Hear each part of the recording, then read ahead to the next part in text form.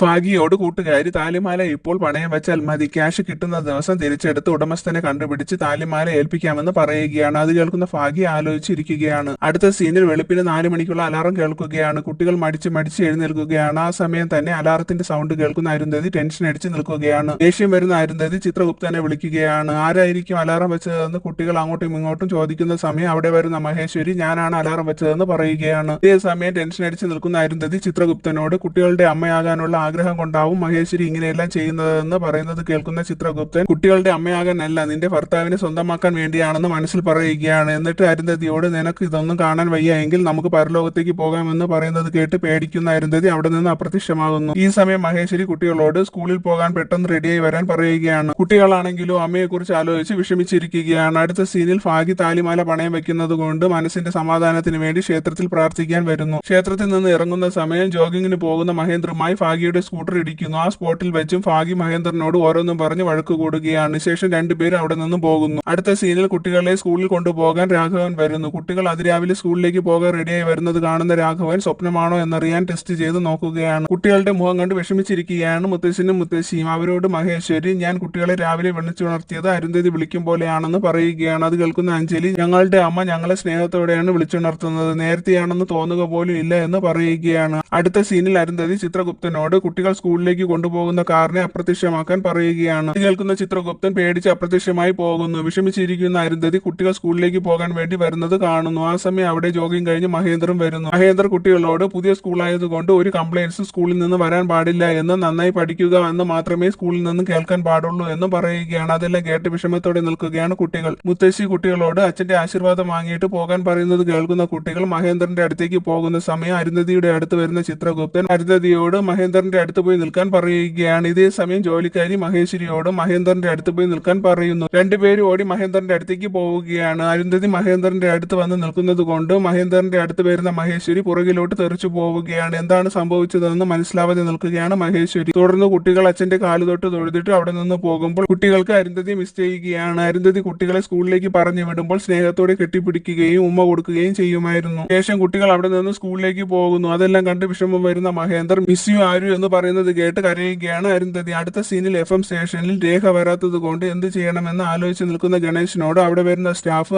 RJ ഫാഗിയെ പകരത്തിന് വിളിക്കാമെന്ന് പറയുന്നത് കേട്ട് ആലോചിച്ച് നിൽക്കുകയാണ് ഗണേശ്. നെക്സ്റ്റ് എപ്പിസോഡുമായി നെക്സ്റ്റ് ഡേ കാണുന്നത് വരെ ബൈ.